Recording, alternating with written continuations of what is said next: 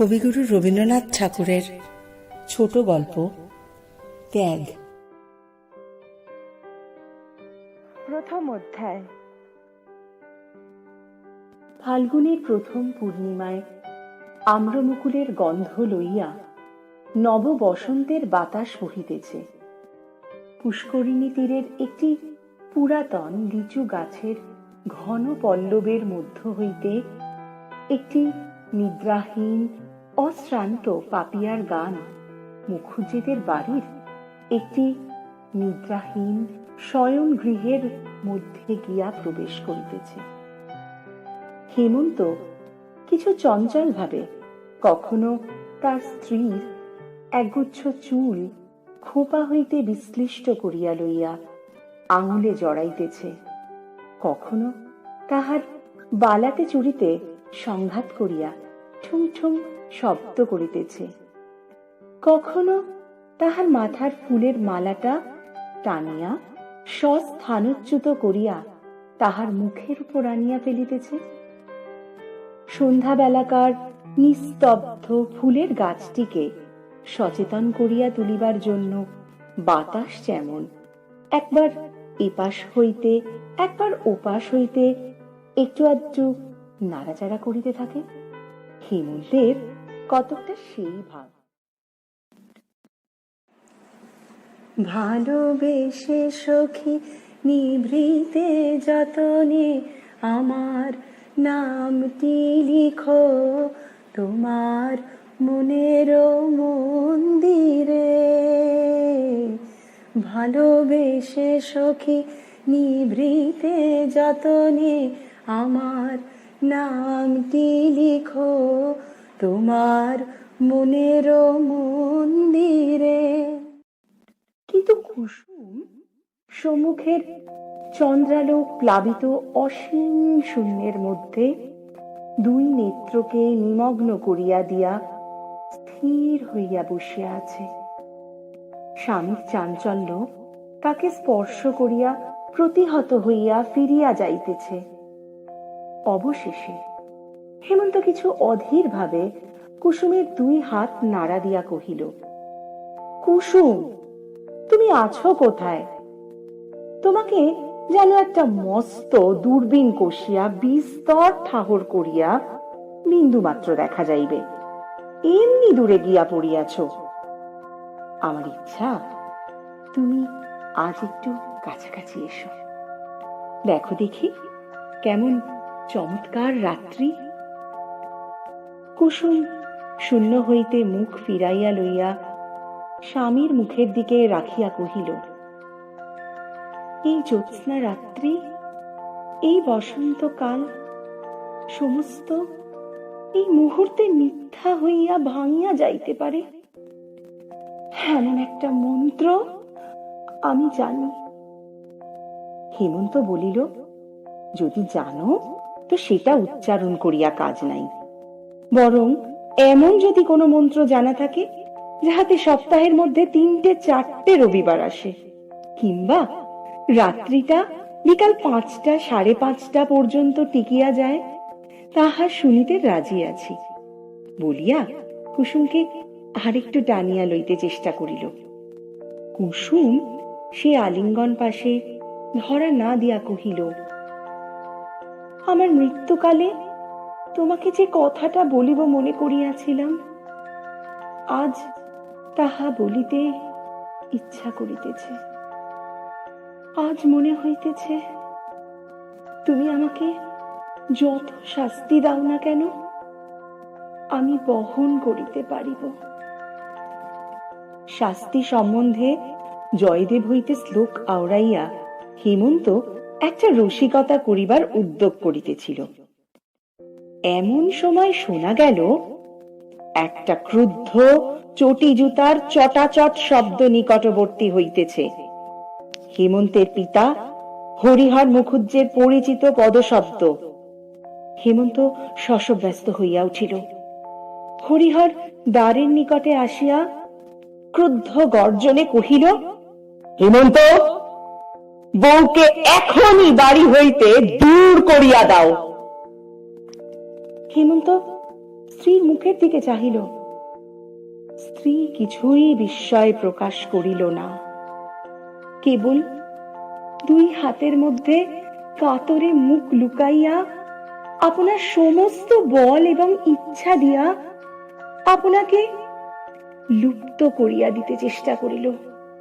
দক্ষিণে বাতাসে পাপিয়ার স্বর ঘরে প্রবেশ করিতে লাগিল, কাহারও কানে গেল না। পৃথিবী এমন অসীম সুন্দর, অথচ এত সহজেই সমস্ত বিফল হইয়া। দ্বিতীয় অধ্যায়। হেমন্ত বাহির হইতে ফিরিয়া আসিয়া স্ত্রীকে জিজ্ঞাসা করিল, সত্য কি? স্ত্রী কহিল, সত্য। এতদিন বলো নাই কেন? অনেকবার বলিতে চেষ্টা করিয়াছি, বলিতে পারি নাই। আমি বড় পাপিষ্ঠা। তবে আজ সমস্ত খুলিয়া বলো। কুসুম গম্ভীর দৃঢ় স্বরে সমস্ত বলিয়া গেল, যেন অটল চরণে ধীর গতিতে আগুনের মধ্যে দিয়া চলিয়া গেল। কতখানি দগ্ধ হইতেছিল কেহ বুঝিতে পারিল না। সমস্ত শুনিয়া হেমন্ত উঠিয়া গেল। কুসুম বুঝিল, যে স্বামী চলিয়া গেল সে স্বামীকে আর ফিরিয়া পাইবে না। কিন্তু আশ্চর্য মনে হইল না। এই ঘটনাও যেন অন্যান্য দৈনিক ঘটনার মতো অত্যন্ত সহজভাবেই উপস্থিত হইল। মনের মধ্যে এমন একটা শুষ্ক অসারতার সঞ্চার হইয়াছে। কেবল পৃথিবীকে এবং ভালোবাসাকে আগাগোড়া মিথ্যা এবং শূন্য বলিয়া মনে হইল। এমনকি হেমন্তের সমস্ত অতীত ভালোবাসার কথা স্মরণ করিয়া অত্যন্ত নীরস, কঠিন, নিরানন্দ হাসি একটা খরধার নিষ্ঠুর ছুরির মতো তাহার মনের এক ধার হইতে আর এক ধার পর্যন্ত একটি দাগ রাখিয়া দিয়া গেল। বোধ করি সে ভাবিল যে ভালোবাসাকে সে এতখানি বলিয়া মনে করিয়াছিল, এত আদর, এত গাঢ়তা, যাহার তিনমাত্র বিচ্ছেদ এমন মর্মান্তিক, যাহার মুহূর্ত মাত্র মিলন এমন নিবিড়ানন্দময়, যাহাকে অসীম অনন্ত বলিয়া মনে হয়, জন্ম জন্মান্তরেও যাহার অবসান কল্পনা করা যায় না, সেই ভালোবাসা এইটুকুর উপর নির্ভর। সমাজ যেমনই একটু আঘাত করিল, অমনি অসীম ভালোবাসা চূর্ণ হইয়া এক মুষ্টি ধুলা হইয়া গেল। হেমন্ত কম্পিত স্বরে এই কিছু পূর্বে কানের কাছে বলিতেছিল, চমৎকার রাত্রি। সে রাত্রি এখনো তো শেষ হয় নাই, এখনো সেই পাপিয়া ডাকিতেছে। দক্ষিণের বাতাস মশারি কাঁপাইয়া যাইতেছে এবং জ্যোৎস্না সুখশ্রান্ত সুপ্ত সুন্দরীর মতো বাতায়নবর্তী পালঙ্কের এক প্রান্তে নীলীন হইয়া পড়িয়া আছে। সমস্তই মিথ্যা। ভালোবাসা আমার অপেক্ষাও মিথ্যাবাদিনী, মিথ্যাচারিণী। দীপ নিবে গেছে মম নিশীথ সমীরে, দীপ নিবে গেছে মম ধীরে ধীরে এসে তুমি যেও না গো ফিরে, দীপ নিবে গেছে মম। তৃতীয় অধ্যায়। পরদিন প্রভাতেই অনিদ্রা শুষ্ক হেমন্ত পাগলের মতো হইয়া প্যারীশঙ্কর ঘোষালের বাড়ি গিয়া উপস্থিত হইল। প্যারীশঙ্কর জিজ্ঞাসা করিল, কি হে বাপু, কি খবর? হেমন্ত মস্ত একটা আগুনের মতো যেন দাউ দাউ করিয়া জ্বলিতে জ্বলিতে কাঁপিতে কাঁপিতে বলিল, তুমি আমাদের জাতি নষ্ট করিয়াছ, সর্বনাশ করিয়াছ। তোমাকে ইহার শাস্তি ভোগ করিতে হইবে। বলিতে বলিতে তাহার কণ্ঠ রুদ্ধ হইয়া আসিল। এই করেছ ভালো নিঠুর হে, নিঠুর হে, এই করেছ ভালো। এমনি করে হৃদয় মোর তীব্র দহন জালো, নিঠুর হে, নিঠুর হে, এই করেছ ভালো। প্যারীশঙ্কর ঈষৎ হাসিয়া কহিল, আর তোমরা আমার জাতি রক্ষা করিয়াছ, আমার সমাজ রক্ষা করিয়াছ, আমার পিঠে হাত বুলাইয়া দিয়াছ। আমার প্রতি তোমাদের বড় যত্ন, বড় ভালোবাসা। হেমন্তের ইচ্ছা হইল সেই মুহূর্তেই প্যারীশঙ্করকে ব্রহ্ম তেজে ভস্ম করিয়া দিতে, কিন্তু সেই তেজে সে নিজেই জ্বলিতে লাগিল। প্যারীশঙ্কর দিব্য সুস্থ নিরাময় ভাবে বসিয়া রহিল। হেমন্ত ভগ্ন কণ্ঠে বলিল, আমি তোমার কি করিয়াছিলাম? প্যারীশঙ্কর কহিল, আমি জিজ্ঞাসা করি, আমার একটি মাত্র কন্যা ছাড়া আর সন্তান নাই। আমার সেই কন্যা তোমার বাপের কাছে কি অপরাধ করিয়াছিল? তুমি তখন ছোট ছিলে, তুমি হয়তো জানো না ঘটনাটা, তবে মন দিয়া শোনো। ব্যস্ত হইও না বাপু, ইহার মধ্যে অনেক কৌতুক আছে। আমার জামাতা নবকান্ত আমার কন্যার গয়না চুরি করিয়া যখন পলাইয়া বিলাতে গেল, তখন তুমি শিশু ছিলে। তাহার পর 5 বৎসর বাদে সে যখন ব্যারিস্টার হইয়া দেশে ফিরিয়া আসিল, তখন পাড়ায় যে একটা গোলমাল বাঁধিল, তোমার বোধ করি কিছু কিছু মনে থাকিতে পারে, কিংবা তুমি নাও জানিতে পারো। তুমি তখন কলিকাতার স্কুলে পড়িতে। তোমার বাপ গ্রামের দলপতি হইয়া বলিলেন, মেয়েকে যদি স্বামী গৃহে পাঠানো অভিপ্রায় থাকে, তবে সে মেয়েকে আর ঘরে লইতে পারিবে না। আমি তাহাকে হাতে পায়ে ধরিয়া বলিলাম, দাদা, এই যাত্রা তুমি আমাকে ক্ষমা করো। আমি ছেলেটিকে গোবর খাওয়াইয়া প্রায়শ্চিত্ত করাইতেছি, তোমরা তাহাকে যাতে তুলিয়া লও। তোমার বাপ কিছুতেই রাজি হইলেন না। আমিও আমার একমাত্র মেয়েকে ত্যাগ করিতে পারিলাম না। জাত ছাড়িয়া, দেশ ছাড়িয়া কলিকাতায় আসিয়া ঘর করিলাম। এখানে আসিয়াও আপদ মিটিল না। আমার ভ্রাতুষ্পুত্রের যখন বিবাহের সমস্ত আয়োজন করিয়াছি, তোমার বাপ কন্যা কর্তাদের উত্তেজিত করিয়া সে বিবাহ ভাঙিয়া দিলেন।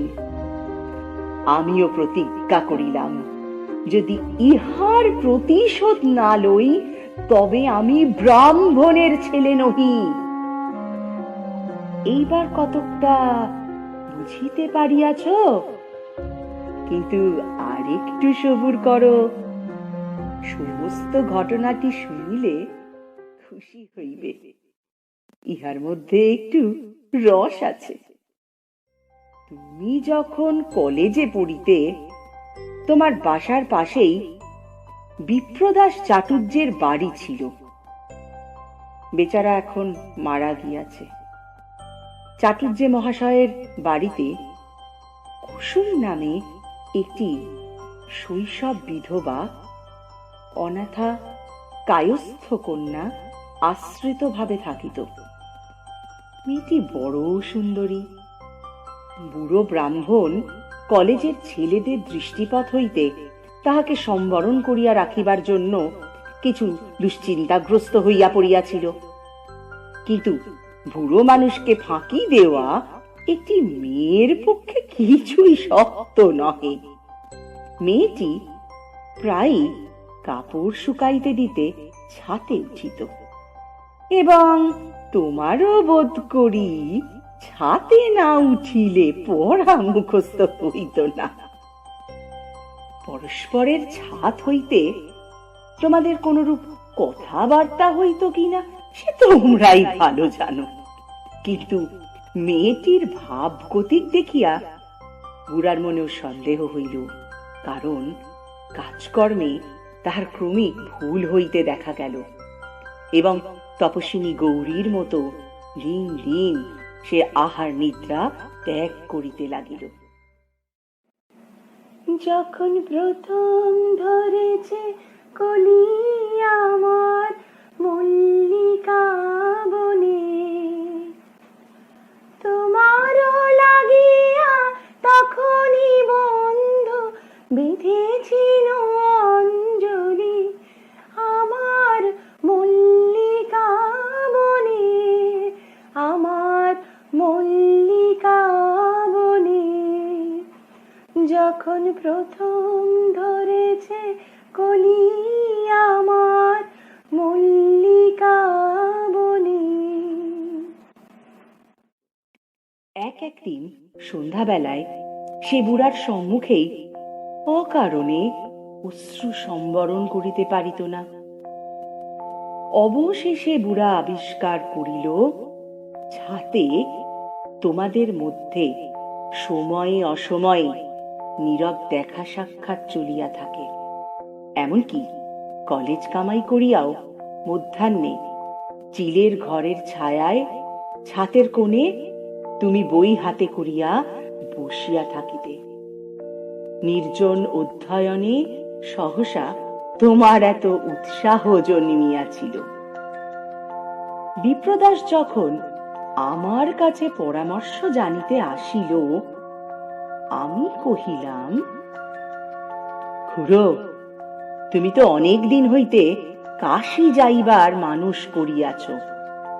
মেয়েটিকে আমার কাছে রাখিয়া তীর্থবাস করিতে যাও, আমি তাহার ভার লইতেছি। বিপ্রদাস তীর্থে গেল। আমি মেয়েটিকে শ্রীপতি চাটুর্যের বাসায় রাখিয়া তাহাকেই মেয়ের বাপ বলিয়া চালাইলাম। তাহার পর যাহা হইল তোমার জানা আছে। তোমার কাছে আগাগোড়া সব কথা খোলসা করিয়া বলিয়া বড় আনন্দ লাভ করিলাম। এ যেন একটা গল্পের মতো। ইচ্ছা আছে সমস্ত লিখিয়া একটি বই করিয়া ছাপাইব। আমার লেখা আসে না। আমার ভাইপোটা শুনিতেছি একটু আধটু লেখে, তাহাকে দিয়া লেখাইবার মানস আছে। কিন্তু তোমাতে তাহাতে মিলিয়া লিখিলে সবচেয়ে ভালো হয়, কারণ গল্পের উপসংহারটি আমার ভালো করিয়া জানা নাই।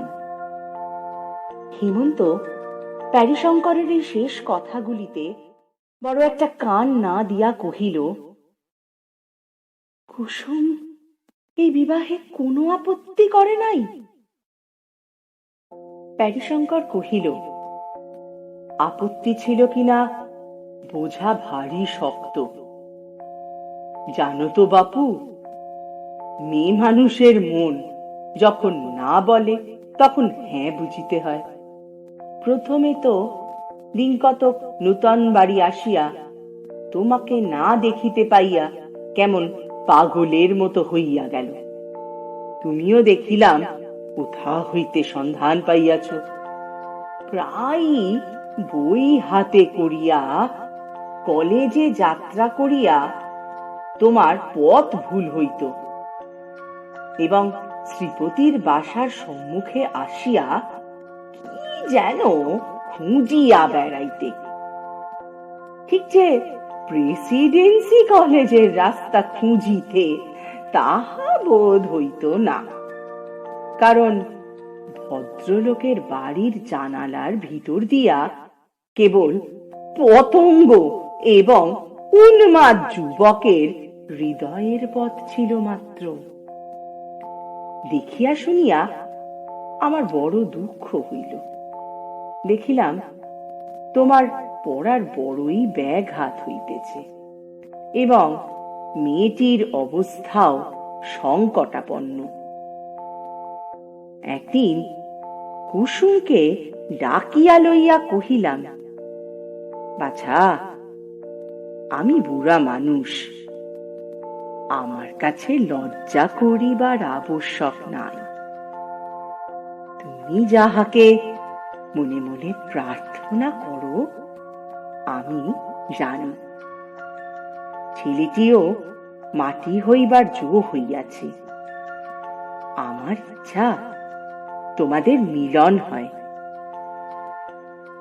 শুনিবা মাত্র কুসুম একেবারে বুক ফাটিয়া কাঁদিয়া উঠিল এবং ছুটিয়া পলাইয়া গেল। হৃদয়ের কুল কুল দুকুল ভেসে যায়, হায় সজনী উথলে নয়ন বাড়ি, যেদিকে যে দেখি ওগো সখী, কিছু আর চিনিতে না পারি, উথলে নয়ন বাড়ি। পরাণে পড়িয়াছে টান, ভরা নদীতে আসে বান, পরাণে পড়িয়াছে টান, ভরা নদীতে আসে বান, আজিকে কি ঘোর তুফান সজনী গো, বাঁধো আর বাঁধিতে নারী। এমনি করিয়া প্রায় মাঝে মাঝে সন্ধ্যা বেলায় শ্রীপতির বাড়ি গিয়া কুসুমকে ডাকিয়া তোমার কথা পারিয়া ক্রমে তাহার লজ্জা ভাঙিলাম। অবশেষে প্রতিদিন ক্রমিক আলোচনা করিয়া তাহাকে বুঝাইলাম যে বিবাহ ব্যতীত পথ দেখি না, তাহা ছাড়া মিলনের আর কোনো উপায় নাই। কুসুম কহিল, কেমন করিয়া হইবে? আমি কহিলাম, তোমাকে কুলীনের মেয়ে বলিয়া চালাইয়া দিব। অনেক তর্কের পর সে এ বিষয়ে তোমার মত জানিতে চাহিল। আমি কহিলাম, ছেলেটা একে খেপিয়া যাইবার জো হইয়াছে, তাহাকে আবার এ সকল গোলমালের কথা বলিবার আবশ্যক কি? কাজটা বেশ নিরাপদে নিশ্চিন্তে নিষ্পন্ন হইয়া গেলেই সকল দিকে সুখের হইবে। বিশেষত এ কথা যখন কখনো প্রকাশ হইবার কোনো সম্ভাবনা নাই, তখন বেচারাকে কেন গায়ে পুড়িয়া চিরজীবনের মতো অসুখী করা? কুসুম বুঝিল কি বুঝিল না আমি বুঝিতে পারিলাম না। কখনো কাঁদে, কখনো চুপ করিয়া থাকে। অবশেষে আমি যখন বলি তবে কাজ নাই। তখন আবার সে অস্থির হইয়া উঠে। এইরূপ অবস্থায় শ্রীপতিকে দিয়া তোমাকে বিবাহের প্রস্তাব পাঠাই। দেখিলাম সম্মতি দিতে তোমার তিল মাত্র বিলম্ব হইল না। তখন বিবাহের সমস্ত ঠিক হইল। বিবাহের অনতি পূর্বে কুসুম এমনই বাঁকিয়া দাঁড়াইল, তাহাকে আর কিছুতেই আমি বাগাইতে পারি না। সে আমার হাতে পায়ে ধরে, বলে, ইহাতে কাজ নাই জ্যাঠামশাই। আমি বলিলাম, কি সর্বনাশ, সমস্ত স্থির হইয়া গেছে, এখন কি বলিয়া ফিরাইব? কুসুম বলে, তুমি রাষ্ট্র করিয়া দাও, আমার হঠাৎ মৃত্যু হইয়াছে, আমাকে এখান হইতে কোথাও পাঠাইয়া দাও। আমি বলিলাম, তাহা হইলে ছেলেটির দশা কি হইবে? তাহার বহুদিনের আশা কাল পূর্ণ হইবে বলিয়া সে স্বর্গে চড়িয়া বসিয়াছে, আজ আমি হঠাৎ তাহাকে তোমার মৃত্যু সংবাদ পাঠাইব? আবার তাহার পরদিন তোমাকে তাহার মৃত্যু সংবাদ পাঠাইতে হইবে, এবং সেই দিন সন্ধ্যাবেলায় আমার কাছে তোমার মৃত্যু সংবাদ আসিবে। আমি কি এই বুড়া বয়সে স্ত্রী হত্যা ব্রহ্ম হত্যা করিতে বসিয়াছি? তাহার পর শুভ লগ্নে শুভ বিবাহ সম্পন্ন হইল। আমার সকল রসের ধারা তোমাতে আজ হোক না হারা, আমার সকল রসের ধারা। আমি আমার একটা কর্তব্য দায় হইতে অব্যাহতি পাইয়া বাঁচিলাম। তাহার পর কি হইল তুমি জানো। হেমন্ত কহিল, আমাদের যাহা করিবার তাহা তো করিলেন, আবার কথাটা প্রকাশ করিলেন কেন? প্যারীশঙ্কর কহিলেন, দেখিলাম তোমার ছোট ভগ্নীর বিবাহের সমস্ত স্থির হইয়া গেছে। তখন মনে মনে ভাবিলাম, একটা ব্রাহ্মণের জাত মারিয়াছি, কিন্তু সে তো কেবল কর্তব্য বোধে।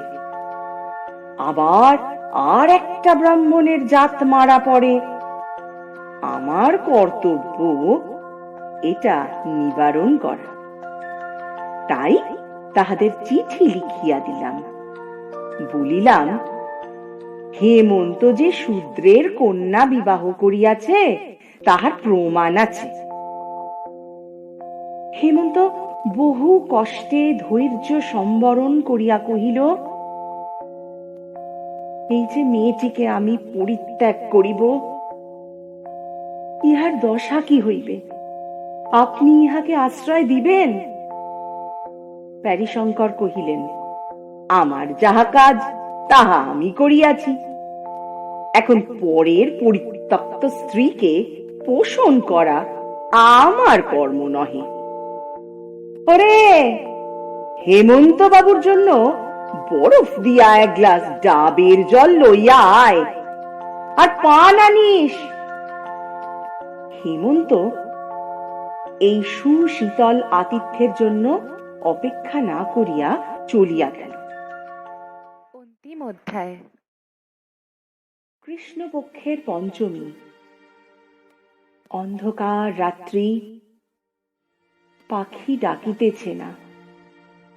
পুষ্করিণীর ধারের লিচু গাছটি কালো চিত্রপটের উপর গাঢ়তর দাগের মতো লেপিয়া গেছে। কেবল দক্ষিণের বাতাস এই অন্ধকারে অন্ধভাবে ঘুরিয়া ঘুরিয়া বেড়াইতেছে, যেন তাহাকে নিশিতে পাইয়াছে। আর আকাশের তারা নির্নিমেষ সতর্ক নেত্রে প্রাণপণে অন্ধকার ভেদ করিয়া কি একটা রহস্য আবিষ্কার করিতে প্রবৃত্ত আছে। শয়নগৃহে দীপ জ্বালা নাই।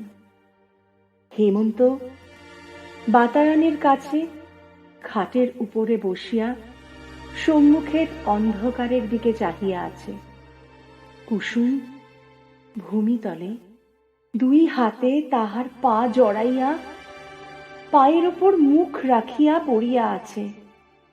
সময় যেন স্তম্ভিত সমুদ্রের মতো স্থির হইয়া আছে, যেন অনন্ত নিশীথিনীর উপর অদৃষ্ট চিত্রকর এই একটি চিরস্থায়ী ছবি আঁকিয়া রাখিয়াছে। চারিদিকে প্রলয়, মাঝখানে একটি বিচারক এবং তাহার পায়ের কাছে একটি অপরাধিনী। যে কাঁদনিয়া কাঁদিছে সে কাঁদনে সেও কাঁদিল, যে বাঁধনে মোরে বাঁধিছে সে বাঁধনে তারে বাঁধিল, যে কাঁদনিয়া কাঁদিছে সে কাঁদনে সেও কাঁদিল। আবার চটি জুতার শব্দ হইল। হরিহর মুখুজ্জে দ্বারের কাছে আসিয়া বলিলেন, অনেকক্ষণ হইয়া গিয়াছে, আর সময় দিতে পারি না। মেয়েটাকে ঘর হইতে দূর করিয়া দাও।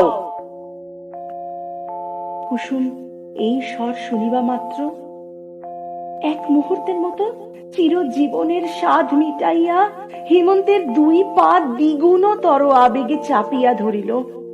চরণ চুম্বন করিয়া পায়ের ধুলো মাথায় লইয়া পা ছাড়িয়া দিল। হেমন্ত উঠিয়া গিয়া পিতাকে বলিল, আমি স্ত্রীকে ত্যাগ করিব না। হরিহর গর্জিয়া উঠিয়া কহিল, জাত খোয়াইবি? হেমন্ত কহিল, আমি জাত মানি না। তবে তুই শুধু দূর হইয়া যা।